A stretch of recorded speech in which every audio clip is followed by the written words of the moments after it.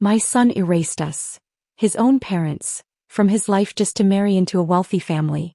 Harold and I scrimped and saved, working odd jobs and pulling night shifts at the corner store just to get him through college.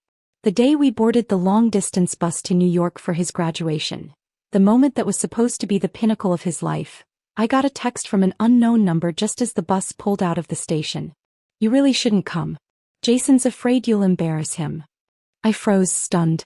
I called back immediately, but the call was declined. I tried texting only to realize I'd been blocked. I grabbed Harold's phone. Same thing. The screen showing blocked felt colder than the wind blowing through the bus window. It hit us like a brick wall, leaving us speechless. So we went. Even if we were being cast aside, we needed to see the boy who once called us mom and dad with our own eyes. We searched for a while before spotting him among the sea of black gowns. He was in his cap and gown, smiling closely beside a pale, well-dressed young woman. Harold and I stood off to the side, sweat beading on our brows, saying nothing, just waiting for him to turn around. He did. And then he took the girl's hand, turned his back and walked away. We stood there, lugging bags of hometown treats, unable to run after him, watching their backs disappear into the crowd. A few minutes later the girl came back. She smiled sweetly, walking up to me with a cheerful tone. "Hi, Mrs. Davis. I'm Madison Carter, Jason's fiancé.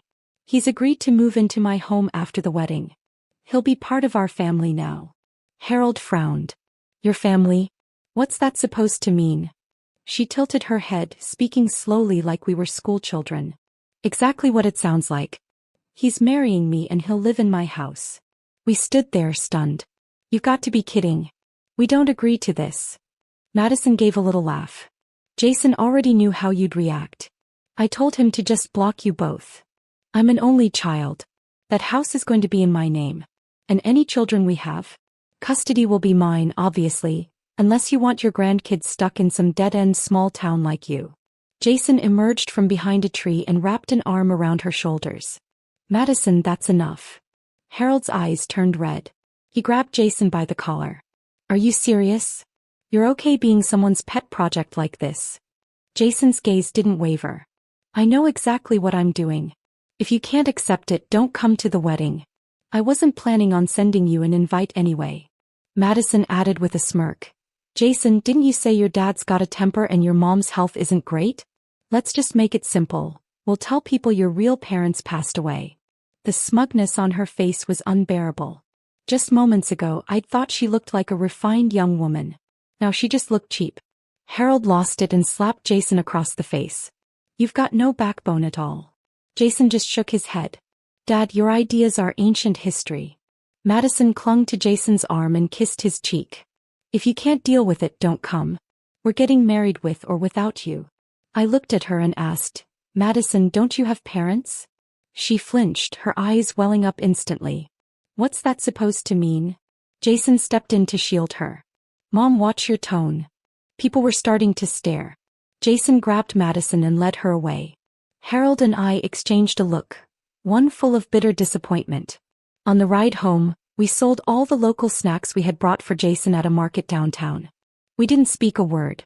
2 weeks later, the wedding happened without us. We weren't invited. We didn't go. Then around Christmas my phone rang. "Mom, can you come help with the baby?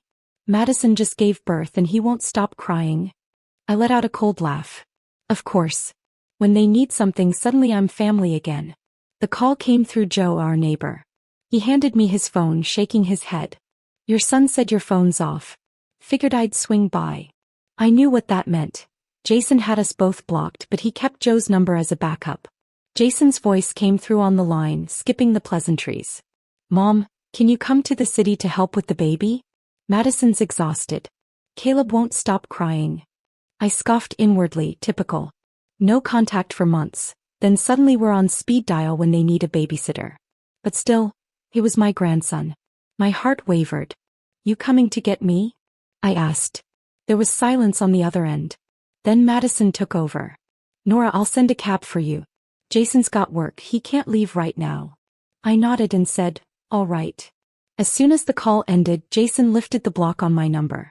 That was fast. The next day was Christmas Eve. I said goodbye to Harold at the porch. He stood there in his old work jacket watching me climb into the car, eyes rimmed red and shining. With 3 grocery bags and 1 worn-out suitcase, I spent 6 hours on a bus heading into New York City. The city hit like a tidal wave, skyscrapers looming, crowds surging in every direction. I stood outside their high-rise apartment, took a deep breath and pressed the doorbell. It creaked open. Madison stood there. She blinked, startled for a second, then gave me a smirk. "Nora, this outfit is vintage." For a second, I thought it was the old lady from downstairs who digs through recycling. I didn't respond. "Is Jason home?" I asked. "He's at work." Without another word, I started dragging my things into the apartment. The clatter of luggage hitting the floor woke the baby. A sharp, high-pitched cry rang from the bedroom. Madison rolled her eyes. "Can you be a little quieter? You woke him up." I stood still, waiting for her to come out. He didn't. Instead, she called back over her shoulder, "Nora, I'm hungry. I'd love some chicken soup. The fridge is over there." Then she disappeared into the bedroom, door slamming shut. I didn't even get a good look at my grandson, just a glimpse of soft hair and a flushed little cheek. He made the cutest gurgling sound while nursing. I opened the fridge. Neatly arranged shelves of online-ordered groceries and fancy jars, but no sign of chicken breast. I knocked gently on the bedroom door. After several seconds, it cracked open. Madison poked her head out, hair a mess, voice hoarse and annoyed. "What? There's no chicken in the fridge." She rolled her eyes again. "Then make whatever soup you can. I need something nutritious." "All right. Go back to rest." But I scoured the whole kitchen and came up empty-handed. Finally, I found a frozen vegetable mix tucked away in the freezer. I boiled a simple veggie soup and whipped up 2 side dishes. By the time everything was done, nearly 2 hours had passed. I knocked on the bedroom door again. No response. Madison didn't come out until Jason came home from work. The food had gone cold, so I reheated everything. Jason frowned the second he stepped in. "Mom, why didn't you wait for us? Reheated food never tastes the same." I stayed silent and started serving the meal. I hadn't had a drop of water all day. My lips were so dry they'd begun to crack. Madison glanced at me and asked, "Mom, aren't you drinking anything? There's a water dispenser in the kitchen." She pointed to the corner. The bottle was empty. Then she reached into the cabinet and pulled out a fancy glass bottle of premium water, poured a cup and handed it to me. "We drink this filtered stuff now. It's way healthier. You probably won't be used to it though. It's not cheap." I drank the whole glass in one go. It tasted fine, but I was still thirsty. Jason noticed and handed me another bottle. "Here, Mom. Drink this for now. We'll refill the dispenser once the delivery arrives." Madison shot him a sharp look. I stared at Jason's hands, clean, manicured. And just like that, I felt disoriented. Back in his sophomore year, his spending had exploded, burning through over $1,000 a week like it was nothing. Jobs were scarce. Harold and I were both over 50. The only work we could get was hard labor. I worked night shifts at a convenience store. Harold worked part-time at an auto shop without benefits. We lived on stale bread and stretched every penny. Our lives were like old plastic bags, crumpled, worthless to others, but we couldn't bring ourselves to throw them away. We were strapped, barely holding it together. Harold picked up odd cleaning gigs while I stocked shelves and manned the register at a 24-hour gas station. At best, a full night's work brought in a couple $100, just enough to keep Jason fed at college. Most days there wasn't even work to find. Sometimes Harold would sit on the garage steps all afternoon not saying a word, just waiting for someone to call about a job that never came. My thoughts snapped back to the present as Jason urged me again to drink water. I shook my head. He sighed, "Okay, Mom. Don't if you don't want to." Then Madison came into the kitchen and spotted dinner on the table. Her face immediately twisted in disgust. He pouted like a child. "Mom, didn't we agree on chicken soup? This is vegetable." "I hate vegetables." I pointed to the fridge. "You'd have to give me the chicken yourself. I couldn't find any." She groaned, picked up the bowl, sniffed it, took one tiny sip and immediately spat it back. "What the hell is this? It's disgusting." Jason rushed over, wrapping an arm around her and handing her a tissue. "Babe, don't eat it. No one's making you." Madison looked heartbroken, lips trembling. "But it's Mom's effort. I didn't want to waste it." I said nothing. I finished my own plate and walked silently to my room without reacting to their complaints. The next morning I got up at 7 like always, fried some eggs, sliced fruit, made oatmeal. Jason ate and headed off to work. I waited until exactly 9 o'clock before knocking on Madison's bedroom door. But I hadn't even knocked twice when Caleb's wail erupted from inside, sharp and relentless like a fire alarm. I knocked faster. It took another 10 minutes of steady knocking before the door finally creaked open, just in time for a pillow to fly straight at my face, nearly catching me on the nose. "Can you stop causing chaos first thing in the morning? I'm losing my mind." Ignoring her tantrum, I rushed in and scooped up Caleb, who was red-faced and screaming. I bounced him gently, patting his back in rhythm. But he only screamed louder.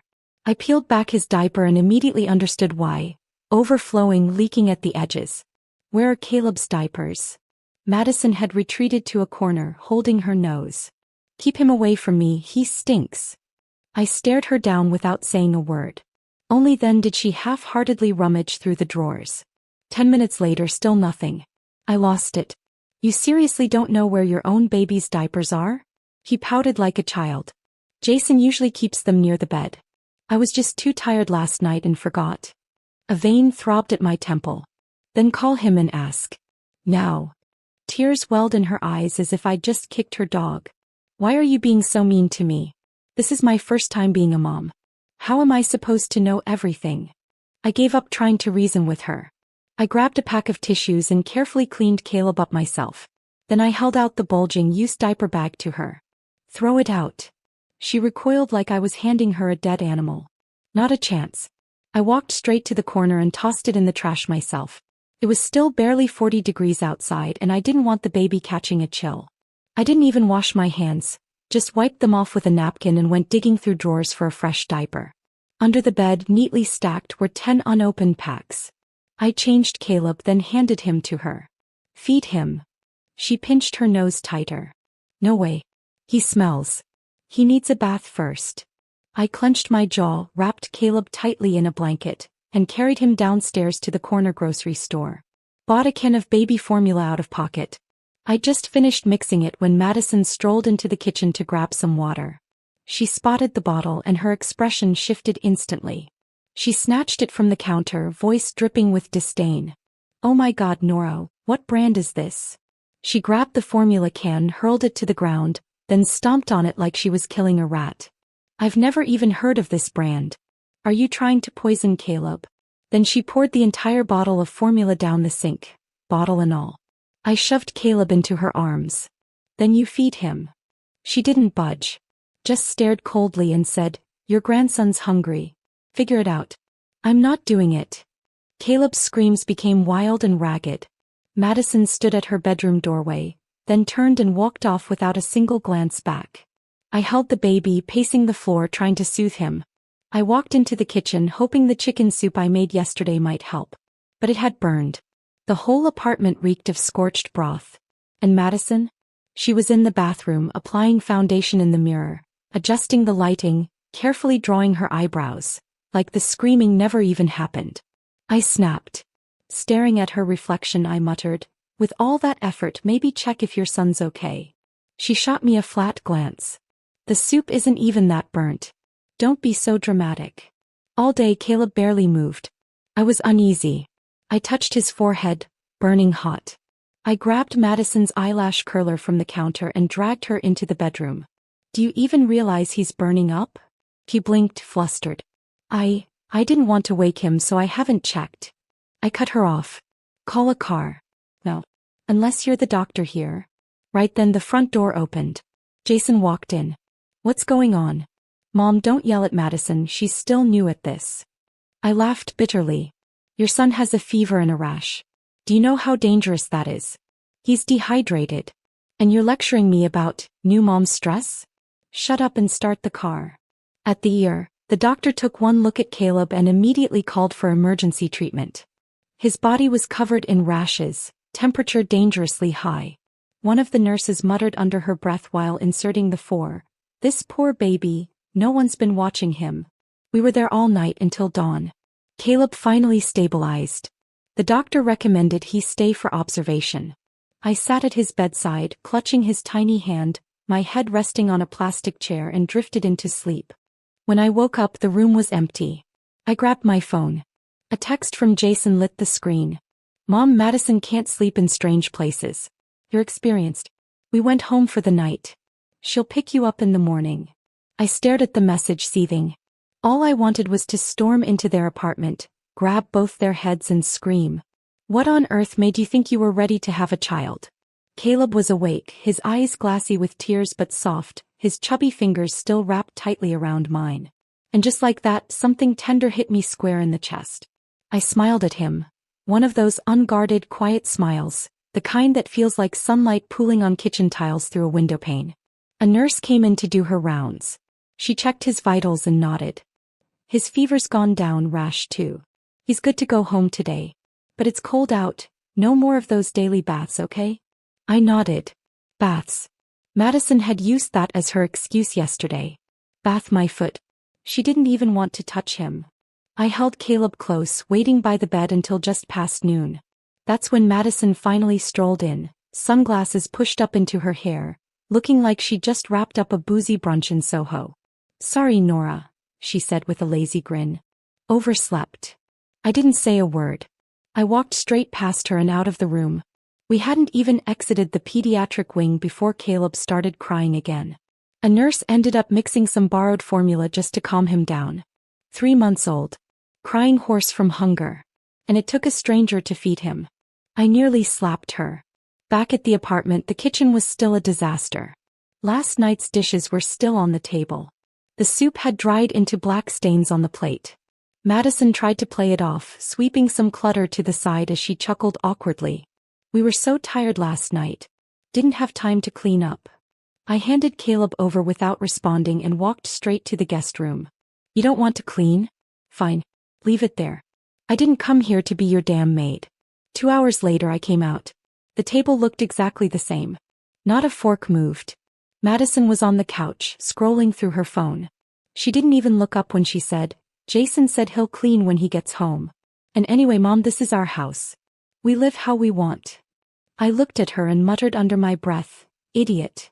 He heard it. She exploded, grabbed a fork off the table and flung it at the floor. It landed inches from my feet. I picked it up, stabbed it into the coffee table with force. "If you don't want it, I'll take care of it. But don't throw things on the floor like a child." Caleb started crying again. Madison didn't budge. "Nora, go check if he pooped or something. I don't really know how to do this." I walked over and grabbed her wrist. "Then learn. Don't play helpless with me. When I was a new mom, I had no one. My parents were gone. Harold and I figured it out night after night, exhausted and alone.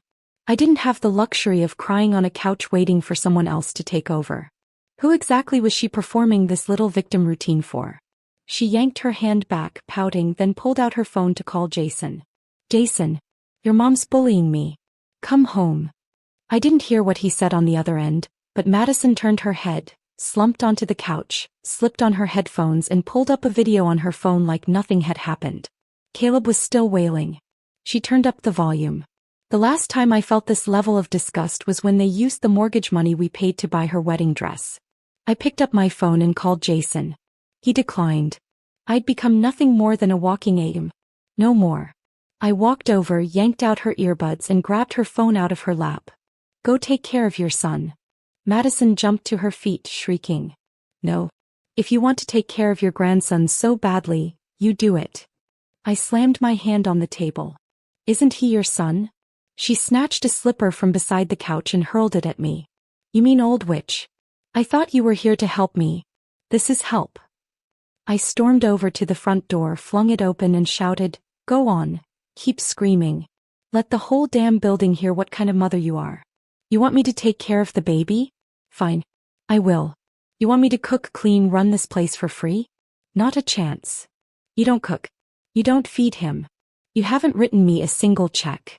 And your precious husband, my son, hasn't sent a dime to this household. Do you both think I was born to serve you?" Madison charged forward, slammed the door shut with her shoulder, then collapsed onto the floor, screaming and clutching her head. "I don't care anymore. I'm done. I don't want to be a mom. You can't make me do this." I laughed bitterly. Walked up and grabbed her arm. Then why did you have him? No one forced you to give birth and dump him on someone else. He kicked her legs in the air like a toddler mid-tantrum. Jason takes care of him when he's home. Ask him. It's not all on me. I snapped. Jason works all day. What do you think he's doing, journaling in his pajamas? He pouted childlike. My mom used to help. But she quit. And that's when it hit me. I was the relay baton. The replacement no one asked, just handed off. I sighed and walked over to Caleb. His little face was flushed from crying, but when he saw me, he hiccuped and stretched out his arms. I gently took his chubby hand. His diaper was soaked. After I changed him, he started squirming, fussy, hungry. His tiny hands kept reaching in Madison's direction. She lay on the floor, pretending not to hear, music blasting from her earbuds. I walked over, picked up her bubblegum pink phone and smashed it. One loud crack. Pieces scattered. The chip, the wiring, everything laid bare. She shrieked and lunged at me like a bird with broken wings. I sidestepped. She missed. Crashed hard into the floor. The thud made me wince. That's when Jason walked in. Mom, why are you always coming down on Madison? She's young. Why can't you cut her some slack? And then he pushed me. Hard. So hard I nearly slammed into the kitchen counter. I caught myself, straightened up, pulled out my phone and glanced at the time. 7 p.m. Then I looked him in the eye and without a word slapped him. Once. Twice. 3 times. I don't touch other people's daughters, I said coldly. But I still have the right to teach my own son. Madison shrieked. Stop it. You can't do this. I didn't turn around. This isn't mutual combat. This is discipline. I opened the fridge, grabbed a cold bread roll and walked back to the bedroom. No dinner tonight. Whoever's hungry can figure it out themselves. At 2 a.m. I heard the door creak open. A soft little body was gently placed in my arms. I was still half asleep but instinctively pulled him close. When I woke up, Caleb was staring up at me, smiling. So sweet, so innocent. I froze for a second, stunned by how pure he looked. On the nightstand sat a handwritten note. Jason's handwriting. By the time you read this, we'll be in Miami. Just a 2-day trip. Don't worry, I bought Caleb's formula. It's on the dining table. No need to worry. Jason. I took a photo of the note and sent it to Harold. No caption. Jason and Madison had ditched their infant son and gone on vacation. They think they can just walk away?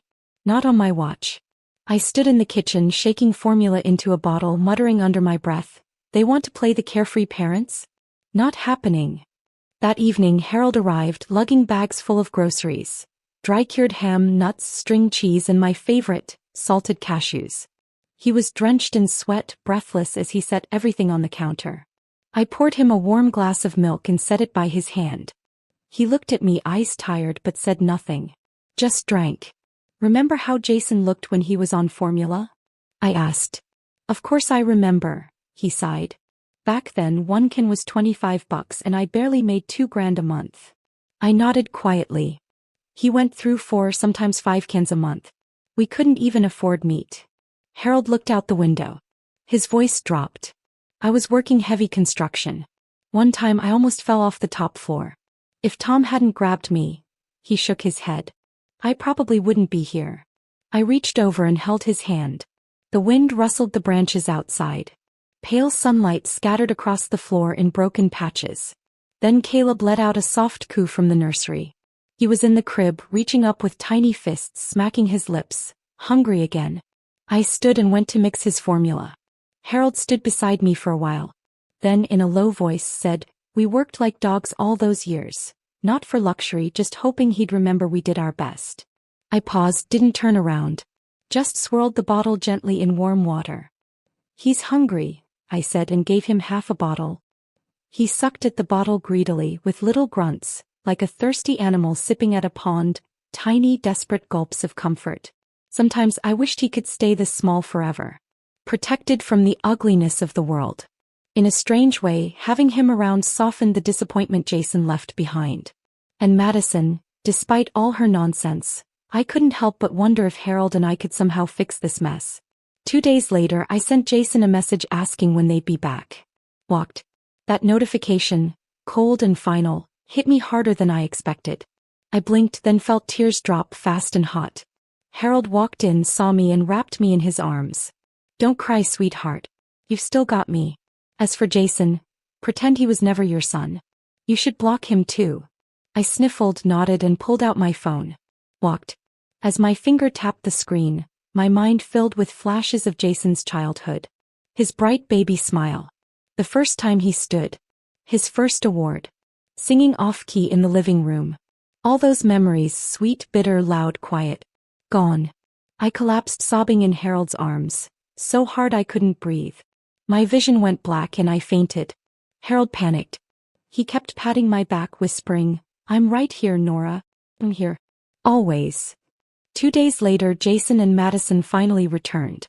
She waltzed in wearing a beige maxi dress, oversized sunglasses that swallowed half her face, and heels that clicked like she was walking a runway. Jason followed, stretching his sore muscles, but his face was glowing with vacation color. Me. I looked like I'd aged 10 years. Dark circles, deepened lines, hair an unbrushed mess. The moment they walked through the door, I handed Caleb straight to Madison without a word. Harold cleared his throat and put on his friendliest smile. "Long trip, huh? Let me get you two some water." Jason gulped his down. Madison took a sip, winced, but forced it down with a tight smile. Harold patted her shoulder. "You both must be exhausted. We'll take Caleb out for some fresh air." "Sweetheart, let's go." I followed, casually slinging a fully packed diaper bag over my shoulder. Formula bottles, wipes, you name it. We strolled the community garden, drank our coffee in the sun, and didn't come back until nearly noon. When we returned, Jason and Madison were sprawled on the couch, barely upright. Jason rasped, "Mom, could you bring me a glass of water?" First time he'd called me Mom, that politely since college. I nodded. "Sure. Madison too, please. She prefers it at 95 degrees. Pink mug only. No paper cups." I raised an eyebrow. In the kitchen, I pulled 2 enamel bowls from the back of the cabinet, poured in some cold milk, and brought them out. "Here you go," I said, setting the bowls down. Jason took one sip, grimaced, and stared at the bowl. "Mom, I asked for water, not this." Still clipping my nails, I replied flatly, "Take it or leave it. I'm not in the mood today. If you want me to work, start paying me." He stared at me, slack-jawed, like he'd just realized the tame house cat had turned into a lion. I got up and returned to the kitchen. Glanced back. Both bowls were empty. Hunger has a way of making anything taste edible. The past few days, Harold had taken Caleb around the neighborhood like a tiny celebrity. Thanks to the snack bags I'd pre-packed, the neighbors loved him. Meanwhile, Jason and Madison looked like ghosts the next morning. Apparently food poisoning. They spent most of the day curled up, popping antacids. I was running on fumes, but Harold had the genius idea of setting a 1 a.m. alarm to slip Caleb back into their bed.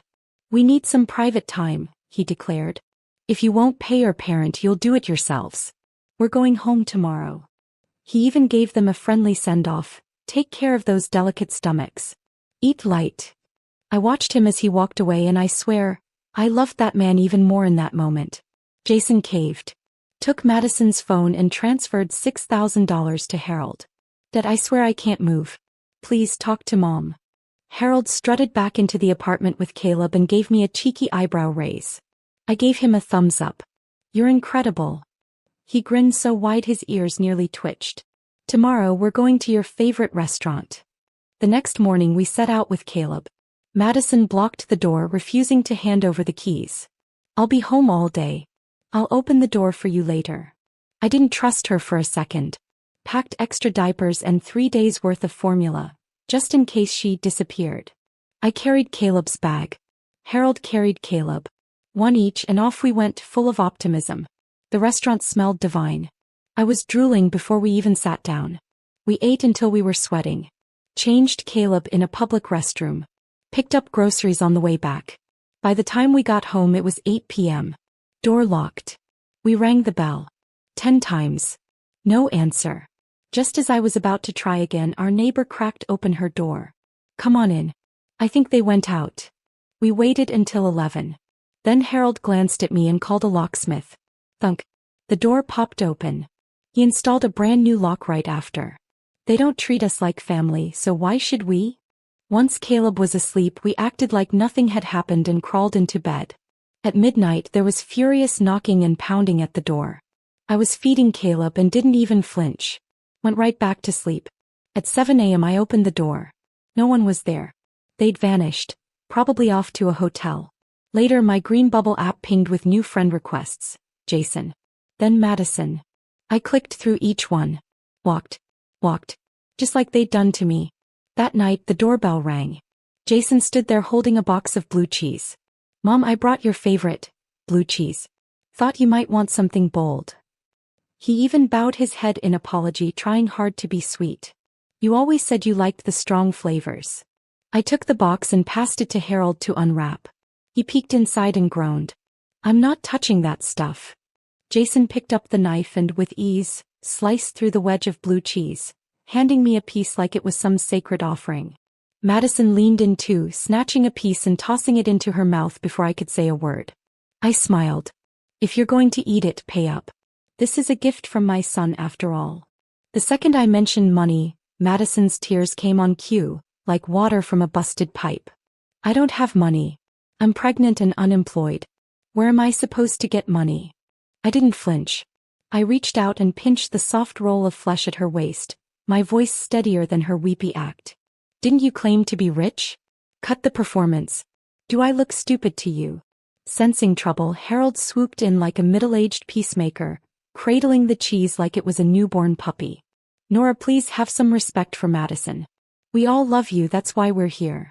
He even dabbed at his eye with the edge of his sleeve, half pantomime, half genuine. The whole act was so ridiculous it nearly made me laugh through my tears. Jason stood there with a twitching jaw, visibly holding back whatever he wanted to scream, but he didn't say a word. By the next day, the whole building was buzzing with the news. No one could believe it. Jason Davis, the infamous son who vanished after college, had finally shown some manners. He'd even visited his parents. Madison was being praised as a considerate daughter-in-law by the neighborhood grapevine. But Jason's face looked like it was carved from wet clay, heavy, gray, and unchanging. Harold, on the other hand, embraced the role like he was born for it. He walked around the community garden, clutching his arm like a war veteran, telling anyone who'd listen, "We raised Jason through hell and high water, and this is how he thanks us?" He raised his hand to his own father. Then he'd point to a faint red bump, clearly a mosquito bite, and say, "See? That's where he hit me." His drama was so convincing, even the gossipy neighbor ladies were left speechless. Within 3 days, Jason's image around the block had flipped like a bad pancake. That's him, Davis's son. The one who disowned his parents for some rich girl. Didn't even invite them to his wedding. Threw some extravagant party without them. Then turned right back around and begged them to babysit the kid once the baby came. And the wife? Can't cook, won't hold the baby, just complains all day. Poor Mrs. Davis, slaving away in her 60s like it's her job to serve them. The whispers only grew louder. One afternoon, Jason's old high school advisor dropped by and casually remarked, "Your son's doing well, huh? Engineering job like that, he probably pulls in 10 grand a month." Turns out this apartment, bought after he graduated. Madison's family put up the down payment. Her name's the only one on the deed, but Jason's been the one covering the mortgage. When he came begging for money from us, it wasn't out of desperation, it was just another attempt to squeeze out every last drop. It wasn't that he stopped loving us. It's that he never intended to. But then he came back. Standing at our door again. Trying, unbelievably, to patch things up. "Mom, Dad, I really did admire you both when I was a kid. It's just that you weren't there. I grew up alone. No one to play with. I stayed away because I didn't want to get disappointed again." I raised a hand, cutting him off. My voice was like cold water poured over stone. "That's enough, Jason. Save the script. You were this close to convincing me. Your father and I, we never wanted anything but your respect. But we've learned, everything we gave you turned into resentment. You walk around with this idea that we owed you something. But the truth is you've always been too soft for the real world. And maybe that's on us, we spoiled you. Never said no. Now you realize there's nothing left to take and you're desperate. So you perform, hoping we'll come back and be your maids again." Madison opened her mouth to speak, but Harold cut her off. "Don't. Madison, honesty doesn't suit you. Jason tried to move, but I stopped him with a firm hand.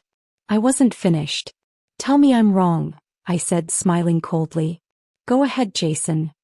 He looked at me with glassy eyes and nodded. I turned to Madison.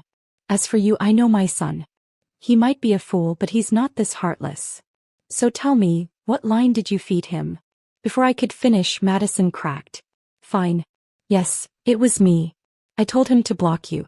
I told him to change the contract. I told him it would be embarrassing if you showed up at the wedding. And you know what? I was right. You're not fit to be Jason's parents. She broke down, tears and snot, screaming as if the truth burned on the way out. I stood from the couch, brushed off my pants and nodded. Well, now that we've cleared the air, there's nothing left to expect from you. Thanks for your honesty, Madison. Everything had played out exactly as I'd suspected. And yet, strangely, I didn't even feel angry anymore. Just done. Harold and I had already made our decision. Come March, we'd return to our hometown. Just 2.5 months more and we'd be free of this cursed trap. The city's noise, the empty pleasantries, the cold indifference of our own children. I'd had enough. That night, Harold launched Operation Exit Plan. Full military-grade intensity. He taught Madison how to change diapers, though every time the smell hit, she'd scream like she was being tortured. He taught her how to bathe the baby, but her clumsy hands fumbled through every step. So Harold went out and bought a plastic baby doll and made her bathe it 10 times a day. If she didn't do it right, she had to start over. If she messed up the formula ratio, she had to drink the whole thing herself. After all, she mixed it, no point wasting. As for me, I handled the kitchen. 3 hot meals a day, never late, never skipped. We became like 2 boot camp instructors, committed to passing down every last bit of knowledge before our deadline. Jason moped around the house like a wilted plant, smiling awkwardly while clenching his jaw in the corners. He'd still flare up whenever Madison made one of her sweet but sour remarks. But after enough lectures from us, he finally started learning to shut up. 2.5 months later, on a sun-drenched afternoon when even the curtains refused to close, Harold and I pulled Jason into the room. We were direct. He and Madison were finally capable of handling the baby. We were leaving. A week later, we mailed him notarized legal documents. Termination of parental rights and revocation of inheritance notice. Jason made his choice the moment he cast us aside. And that was when we understood, he was never someone worth waiting for. Letting go is sometimes the kindest form of love. A few days after we moved back home, Harold's old army buddy died of a sudden heart attack, left behind an 8-year-old daughter named Lily. Her mother, already planning to remarry, wanted nothing to do with her. So we took her in. Our first impression of Lily, thin, small, brittle hair. But her eyes, brighter than any gemstone on earth. On her first day with us, she knelt solemnly at the doorstep and said, "Thank you, Mama Nora. Thank you, Papa Harold." I scooped her into my arms immediately. Took her out for new clothes, new shoes, and a neat haircut from the town barber. I taught her what it means to be brave. And more importantly, what it means to be respected. When she got to high school and earned her first scholarship check, she bought a small cream cake, then tucked the remaining cash into an envelope and handed it to me. She said, "Mom, you gave me a second life. I'll never let you down." I nodded through tears. "Good girl. I'm proud of you." For college, she got into the top public university in the state, only a 30-minute drive from home. The night her acceptance letter arrived, Harold got drunk and kept saying over and over, "My daughter's amazing. Absolutely amazing." That night, watching him, I saw a glimpse of who we used to be 15 years ago. We don't talk about Jason anymore. Last we heard, things weren't going well. Caleb was acting up at school. Jason would scold him once. Madison would cry 3 times. Their home was chaos, so much so that Jason started staying late at work just to avoid going home. Now they're apparently headed for divorce. Word is, Jason had an affair and fathered another child. But he doesn't even like the baby, and the whole mess has turned into a disaster. All I can say is this. It's not that I failed to teach him how to love. It's that he was never fit to learn. But Lily? He's wonderful. She wasn't born from my body, but she let us into her heart. Jason was born of my flesh, but not once did he ever call me Mom and mean it. Some children are just born wild. No matter how much you feed them, they'll always bite the hand that raised them. Me? I let go a long time ago.